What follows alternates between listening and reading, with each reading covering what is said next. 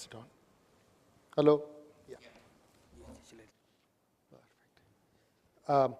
A very, very good morning, everybody. And one thing which has been constant in this 7 consecutive conclaves is that Arun never stops making me feel blush and the way he goes on introducing me. But thank you for that generous introduction, Arun. I was just, before we go on, I was just reflecting on the earlier presentation, and I think Maulik did a wonderful job of the panel discussion. And then the last question which he put, which was to say, what are the wish list? And I heard earlier Venkat and Ajay talk again. It was a brilliant session. The fact of the matter is that, many of these wish lists I had an occasion to discuss personally with the Revenue Secretary over a rather extended period of time. And unfortunately, I agree with Arun that none of these are likely to come about. What they are trying to do out here on the tax code is something which is very, very different, but yet I hope it is very, very meaningful. Venkat spoke about whether we had any suggestions on how litigation could be sort of minimized, how litigation could be expedited, and a lot of suggestions have been given.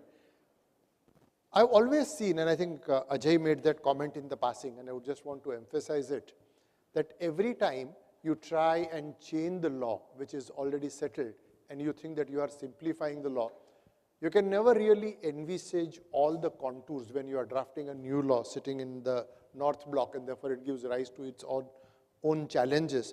And all that I can say for all of us sitting in this room as professionals is that opportunities are going to galore when you see a new law because it presents its own challenges which none of us have thought of. But with that background, let me see how this navigates. So as I was preparing for the session today, I was reflecting on what do I need to talk about. And when you start talking about key developments in international tax arena, you can talk about them in 2 ways. One is what are the changes which are happening, what is OECD doing, what is UN doing, one way to approach it. Another related aspect is what's India doing vis-a-vis each one of those things. But the most important aspect when the earlier panel of Venkat and Ajay spoke about it is the uncertainty coming about where all the settled judgments which have taken place over the years are getting reversed. And therefore, you do not know really what you understood to be the law on international tax interpretation in India continues to be the law or not. Of course, Venkat was very magnanimous enough to say that, look, he believes that in MFN's case, SSEs ought to have been very careful, and I'm sure there are 2 views, but there are high courts, etc., etc. But really the key issue is how is India interpreting the laws? How are the laws getting challenged? And I think the one aspect which did not get discussed at that panel and which is important to what I'm going to talk about is that as we go along and start talking about whether there should be a review, whether there should be a curative petition, is how does particularly a foreign investor look at India? I say this ever so often, and many of you who have known me have heard me say this, that when you are advising a foreign client, and any client for that matter, but you're talking in the international context and therefore a foreign client, is when a client asks you as to whether in a particular matter where he's not trying to minimize taxes, he just wants to know what is the situation, can you give him a categorical answer? And I say that the most important answer or the most definitive answer that you can give is a categorical maybe. And that's not a happy situation to be in, where you go and tell a client, well, this is the thing, this is the Supreme Court, but who knows? So you go back and say, yes, this is what the Supreme Court said in Azadi Bachao, and then this is what happened in Blackstone, but maybe that judgment is stayed, so we don't know. You can't be in a situation of ambivalence, and it's not about right or wrong and what is the ultimate thing. But the question is, how do we put matters to bed? So there are a few subjects which I have spoken about. I believe that I would like to conclude my address in 40 minutes, so we'll cover as many of these as we can. I'm pretty sure I won't be able to cover all of them, but let's see how far we can go. So the first thing I want to talk about is GAR, and GAR in the context, of course, of international tax. And in whatever you do, GAR today has taken center stage, whether you look at what India is talking about, where global judgments are coming about, in every single thing that you do. Substance is becoming the key And therefore, any examination of a transaction today is not going to be in the context of how the transaction is structured, but how does the authority and then thereafter how does the judiciary look at to say what is the real substance of the transaction, what is it that you are going to do out here. And we saw the earlier panel spoke, and I'm sure yesterday there would have been discussions on the Telangana High Court judgment, and we are not going to talk about that judgment. And one of the panelists made a comment that it was a bad set of facts, which I totally agree with. But we are going to see lot and lot more litigation on GAR in the international tax context. I can share with you, recently I saw a notice being issued to a taxpayer where shares were sold, and the tax office came back to say that you have sold the shares, you have realized capital gains, your shares are grandfathered, but the Indian company had huge amount of reserves, and you chose not to declare dividends, but you sold shares. Had you declared a dividend, that dividend would have been taxable, and then I want to recharacterize part of the capital gains as distribution of dividend, and therefore liable to dividend tax. Now, of course, there are arguments that the law does not oblige me to pay higher tax. I can structure the transaction in a very effective manner, etc., etc., etc. But I'm seeing as we go along a lot of litigation happen on GAR. I think the key impact, I have cited a few judgments, the Canadian judgment, the UK judgment, Alta Energy, etc. But each one of these judgments really goes into when should a treaty be respected qua GAR and when it ought not to be. Of course, India has made its intention very clear, and I would agree with that, that GAR cannot be subsumed into a treaty to go back and say if there is a treaty, GAR will not apply, GAR will override a treaty provision, agreed. But where does that take us? And I think there was a question which was put, and I think Arun asked this question to Ajay in a context of has his approach to arguments changed?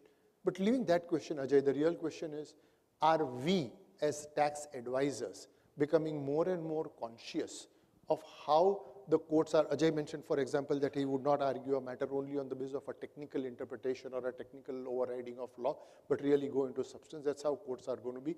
And are we being conscious as we go along on advice on international tax matters on how is the matter going to be viewed in the context of GAR? That is going to be key issue as we go along. There is a huge amount of exchange of information which is happening. It is almost like an open pipeline.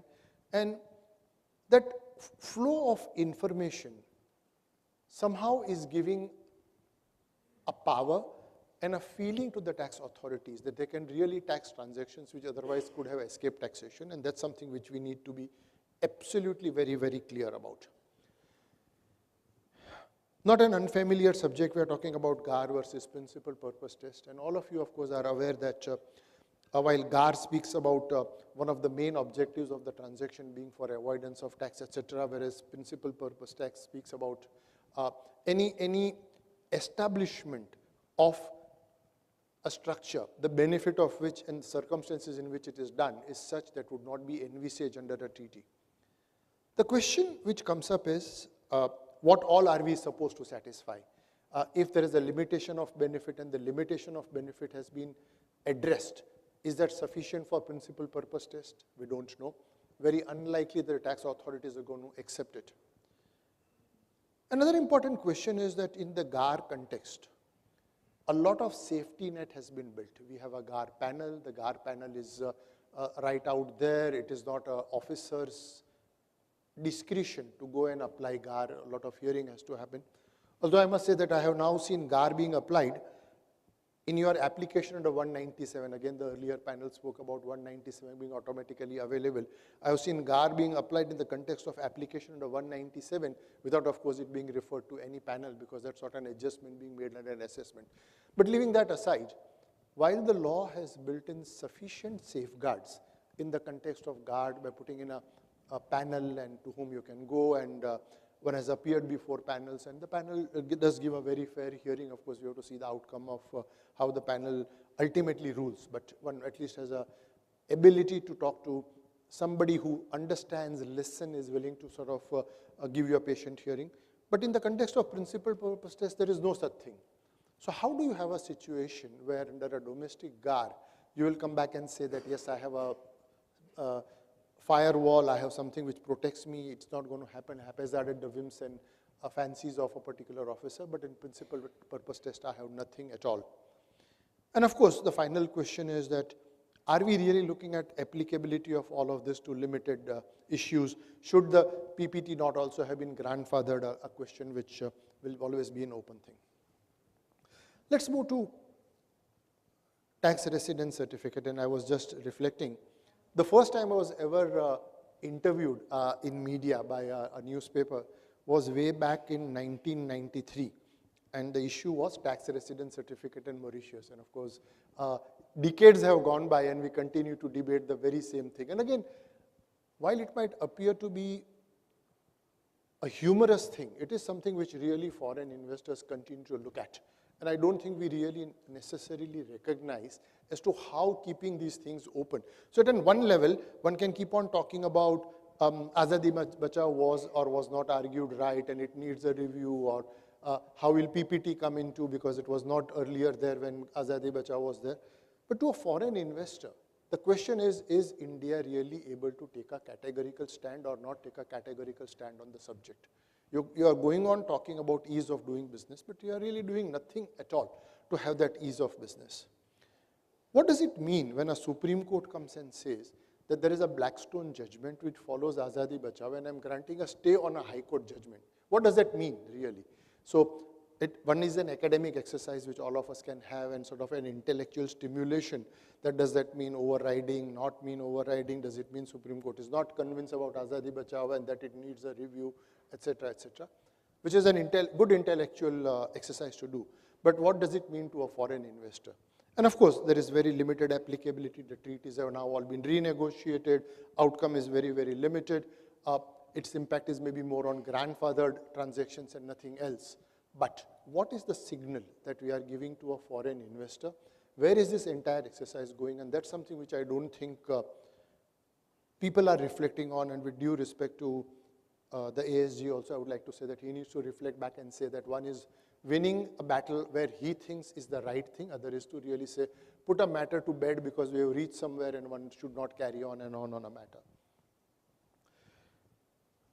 A matter which I asked Arun was it discussed yesterday or not, but I was told it wasn't, and I thought it's very, very interesting, is internalization. It's a word which I have coined. I don't know whether it's the right English or not.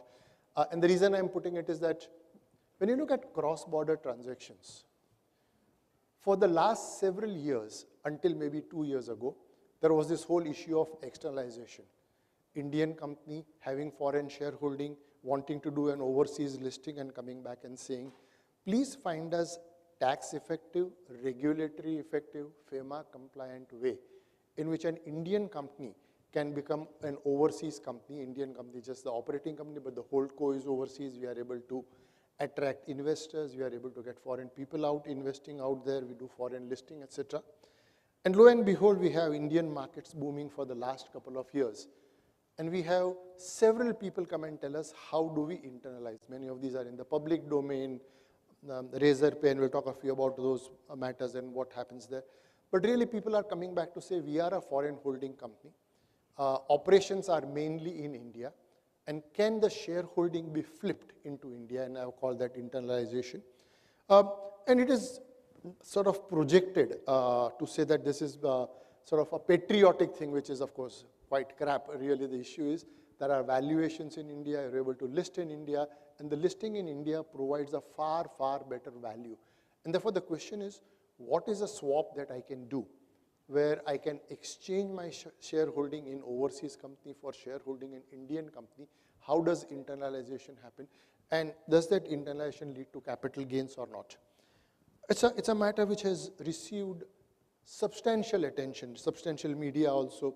And the question is, you are moving to a jurisdiction where your market truly is, because you are actually an Indian company.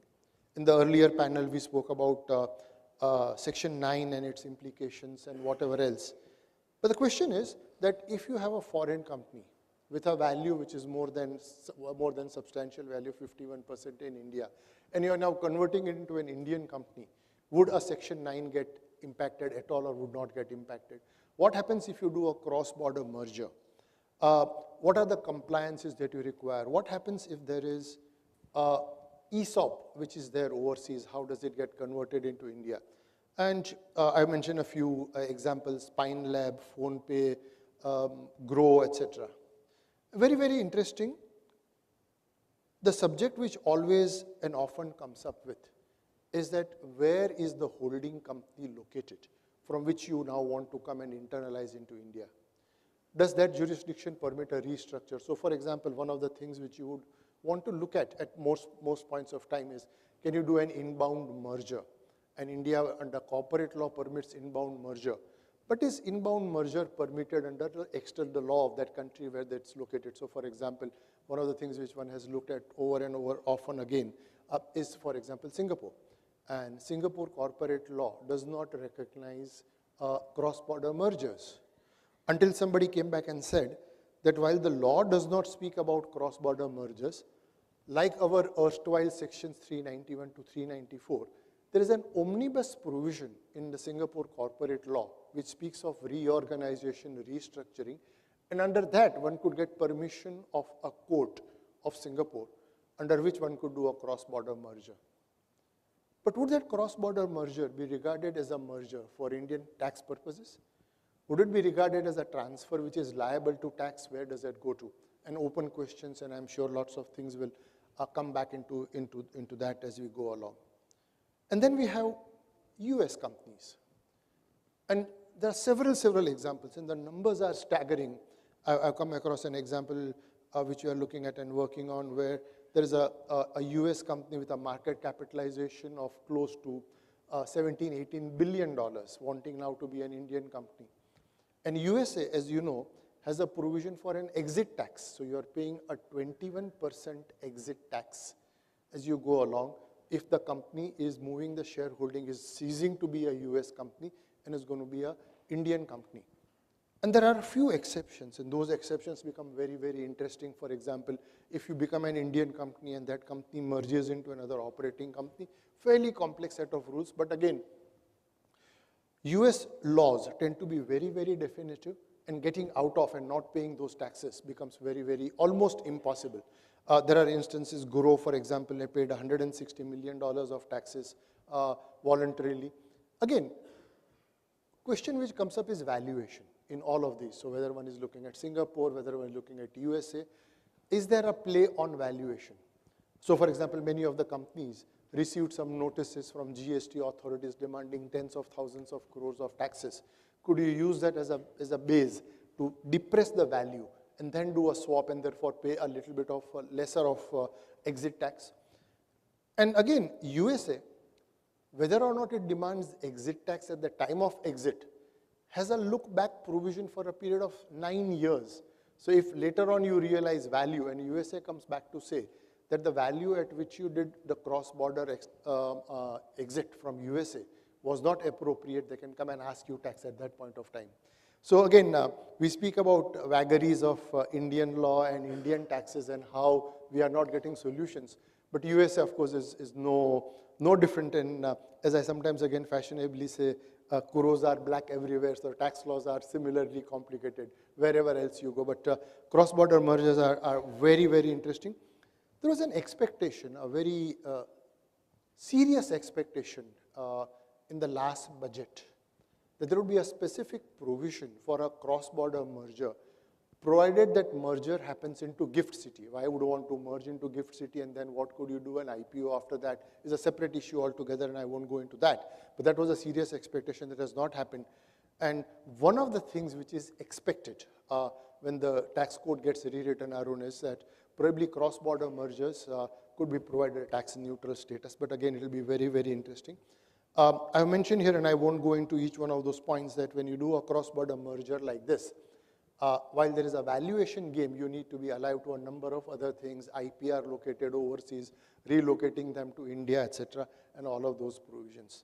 But again, a very, very interesting set of situation on which there will be a lot of litigation happening over as we go over a period of time. Global Capability Center is not a new subject at all. We have had BPOs in India, we have had KPOs in India. And more foreign companies are looking at India to set up GCCs. Bangalore is a great hub, and so are several others, whether it is Hyderabad, etc. What is it that has changed? Is there something which is different now compared to what it was earlier? And the answer probably is yes and no. So this is something which has been happening, will continue to happen. India has, with USA, gone into the APA provision. We now have a framework. Again, in the earlier panel, there was this expectation of quick closure of MAP and APAs, and I don't know how will that administratively work out.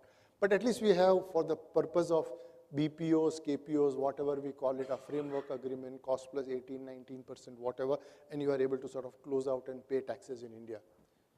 And then you have a circular of the CBDT which speaks about R&D work happening in India. And under what situation will India not want a global apportionment of tax if R&D was happening in India? And the question which I would like to table here, which is slightly different, is that with the way the global capability centers are coming up new, it is almost that USA and India are working as one team. It is not that there is a leader sitting in USA and there is a team sitting in India carrying out the directions of that leader. It is really that you have a team which is working day and night in USA and in India on a common project. And on that common project, you are evolving certain things which are on research and development phase. And is there a possibility that as we go along, the tax office is going to come back and say that India needs to have a fair share of tax of global profits? This was attempted several years back. It was pushed back because it meant that the death of the industry. But this is something which I would not want to rule out as we go along. And as we see the global capability centers move up and up in value chain, and the leaders of this GCC not necessarily being out of USA driving everything, and India not just being a back office service provider, but really a leader in sort of developing R&D. Is there a possibility that we are looking at a new set of challenges which are going to emerge, where India is going to go back and say that these GCCs really are developing R&D products? Maybe we don't need only, so the two things could happen. One is to go back and say that the earlier framework of cost plus 18, etc., is not really the right framework. It has to be much higher, or there has to be a global apportionment of profit. And of course, if that happens, in what form and shape? We all know the challenges on when R&D gets monetized, whether it gets failed, succeed, etc. How does India go about? But this is something which I would think is an emerging situation, and I would not want to put it past us to say that how we keep our eye on that. Another issue, and I'm not sure whether yesterday there was a occasion to deal with it, and I'm sure there are transfer pricing experts I know sitting here in this audience and far better equipped to talk about it than I can, and which is with regard to evolution of attribution of profits to permanent establishment. I know Arun has been following some of the cases before the Supreme Court and which are expected to come about. But in brief, really, where we are coming to is an evolution and a sort of a two-pronged thing as to whether PE is a separate and a distinct enterprise which needs to be remunerated on an arm's length basis, or are we talking about global apportionment of profits? And therefore, if there are no profit overseas, what gets attributed to India? We'll come to some of the judgments which have come. But the fact of the matter is that we had the OECD report of 2008, and then we had revision in the commentary, the revised OECD commentary removing some of the paras and sort of talking about attribution of expenses not being applicable to global apportionment. We are all familiar. The question is, where is this headed in the Indian context? And CBDT, as we all know, had actually issued a draft report in 2019. It never saw the light of the day in a final form and shape, where it spoke about a formulatory approach. And we have the judgment of the Supreme Court, whether it is in the context of Morgan Stanley, and of course there can be a whole lot of afternoon discussion on what does Morgan Stanley settle and what does it not. And then the two subsequent judgments, whether it is E-Funds, whether it is Honda Motor, which goes on to say that, yes, so long as PE is remunerated at an arm's length, nothing further is required to be done at all. And then the question is, what are the treaties that it applies to and what are the treaties it does not apply to? Because not all wordings of the treaty in Article 7.1 and 7.2 are the same. USA, for example, speaks about a separate and a distinct enterprise, and therefore what needs to happen out there. But, and the matter is, of course, again coming back before the Supreme Court, hopefully in a very near future, in the case of MS and Sony Pictures, as to whether the earlier judgments given by the Supreme Court in these three matters holds good, or there is a need to revisit all of it. And again, that apprehension, that lurking apprehension all the time, that Supreme Court is going to review all the matters that have happened in the past and therefore unsettled. What appears to be a settled law, right or wrong, is very much out there. But until the Supreme Court comes back and reverses that judgments which it has given earlier in the context of MSN, we're talking that once a FAR analysis has been carried out, attribution of profit to the permanent establishment on the basis of arm's length principle should extinguish any further liability, but we'll need to wait and see where does this go to. I'm very, very sure that next year when Arun holds a conclave, this is going to be one important judgment we are going to talk about. We saw the recent judgment of the Delhi High Court in the context of Hyatt International, where the question was that if the principal, the parent, makes a loss and the Indian P or the Indian presence is carrying out an activity to which profit should be attributed, should the fact that now we talk about a global apportionment and because there is a loss, nothing further is required to be apportioned, or should one go back and say that the activities of the P in India are marketing activities or whatever else, which activities are leading to profits. Overall, the organization may have a loss for a variety of reasons, and the Delhi High Court full bench came to a conclusion that the correct approach was India should get a fair share of revenue if there are activities which are carried on which can be having a profit irrespective of whether the parent has a loss or not. And I would very much feel that's absolutely a right approach, particularly in the context of treaties, where you have the article to go back and say that the Indian PE should be treated as a distinct and a separate enterprise and should be remunerated on an arm's length basis. But I can quite see this is not the end of the road. I can quite see the litigation emerge on this, and hopefully over the next 6 months, 1 year, as and when the Supreme Court gives its judgment on MSN, we are going to have lots to say on the whole thing. I wish I had not put in this slide because a lot has already been spoken about MFN, and I'm sure that Venkat would come back and say that there are enough notes which he has seen in the government files which we have not seen, and I agree with that. My limited issue was that if we have a Supreme Court judgment which has come about talking about how MFN, unless notified, does not work, right, wrong, that's the law of the land, end of the matter. Can people who worked on the basis of the earlier High Court judgments be subjected to interest levy or not? Very, very interestingly, I had, as I mentioned earlier, a meeting with the Revenue Secretary, and this was one of the issues we discussed at length. And he came back to say two things, and the reason I mention this because it throws up another area of openness. So he says, look, we did the Spain treaty, we did it prospective, saying this closed doors, I can say it ought to have been retrospective, because once we agree to notify something which is there is a part of the protocol, then the notification should run coterminous with when the treaty came into effect, and I think that's the right way to go. But insofar as the scope is concerned, we totally disagree with you. Your entire interpretation of make available is totally incorrect. We are not agreeable to this make available argument at all, and we are going to litigate to it till cows come home. So Arun, again, as a way forward, you need to know that at some stage, Supreme Court is going to hear about this make available argument, and what we have seen all across to say that if technology is not made available, then it is not covered by Article 11 or 12 or whatever it is. It's not liable to tax, is something which the department is not willing to accept. Therefore, it is saying that even if we notify, we'll notify only for the rate and not for the scope, because your interpretation on the scope is something which is not agreeable to us.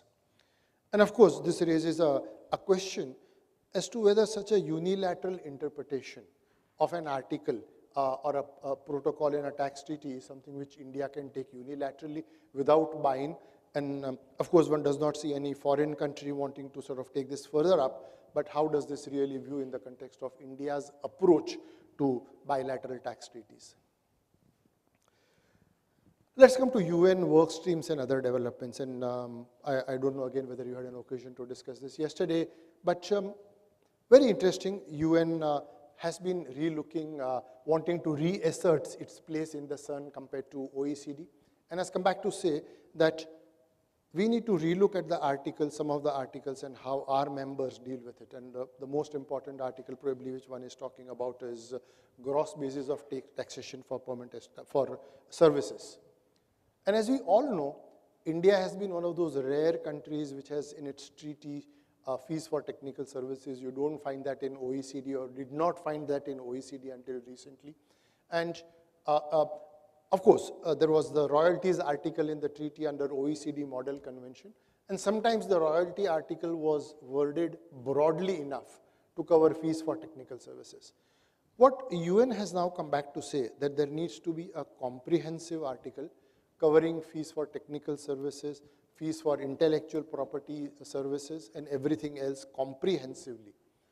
And those should be on the basis of source country's right to tax on a gross basis. Very, very important development. This is what India actually meant when it introduced section 916, 917, when India wanted all of this in the tax treaties to come back and say, we as a developing country are dependent on foreign countries for supplying us technology. You cannot use that technology to extract royalties, etc., technical services out of India without giving us a right to tax, and that is now something which has been accepted and sort of moving forward there, and it will be interesting to see how the UN work stream and OECD work stream will converge at some point of time and what will happen out there. But certainly will boost the argument which India has always been making that the source country has a right to tax any payment for services. There is something on insurance and reinsurance premium being taxed again on a gross basis. So UN is doing a lot of work, and those are very, very interesting. And then we have this whole thing on taxing high net worth individuals. How does one tax global minimum wealth? Countries have already attempted to do so. There are countries which have attempted to do so and rolled back the provisions. And the question is, will this catch the fancy of most countries at some point of time or the others?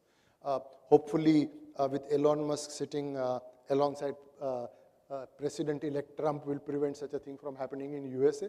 But the question is, will India also at some point of time go back and say, the markets have boomed, valuations have gone, maybe a percentage ought not to be a very high percentage, but if you are holding a company and the wealth has been whatever it is, you are obligated to pay a wealth tax with 0.5%, 1%, whatever.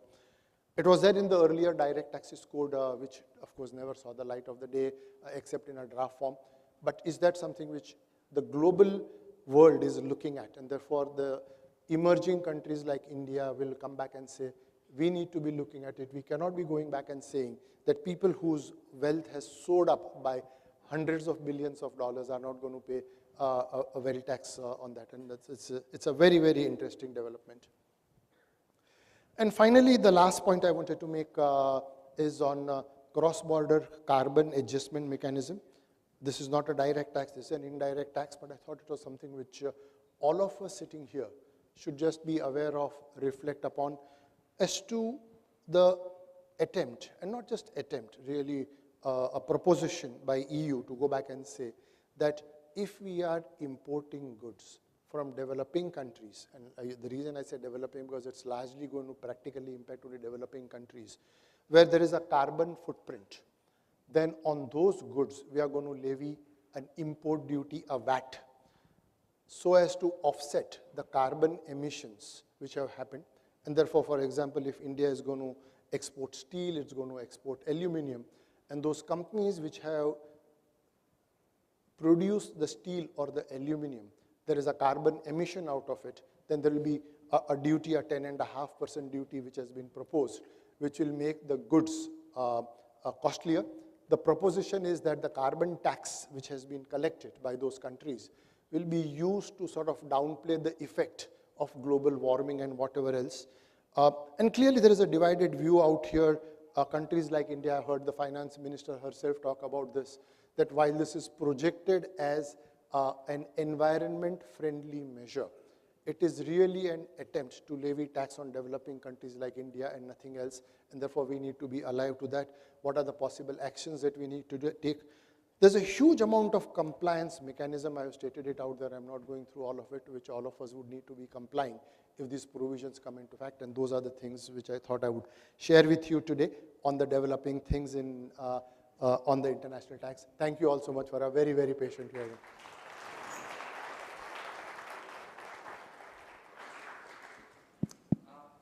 Any comment or question? It needs to be really short, 10 seconds. Any comments? Dinesh bhai, when you have Venkat sir, Dinesh bhai in the morning sessions, you know that the room will always be full. So wonderful. Dinesh bhai, thanks once again. Yeah, Rakesh ji, please keep.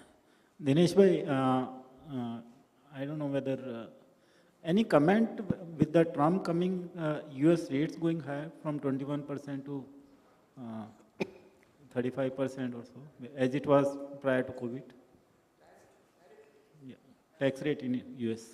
He's talking about the corporate tax increasing. Yes, I thought what people are looking at is with Trump coming, will it go down, not go up?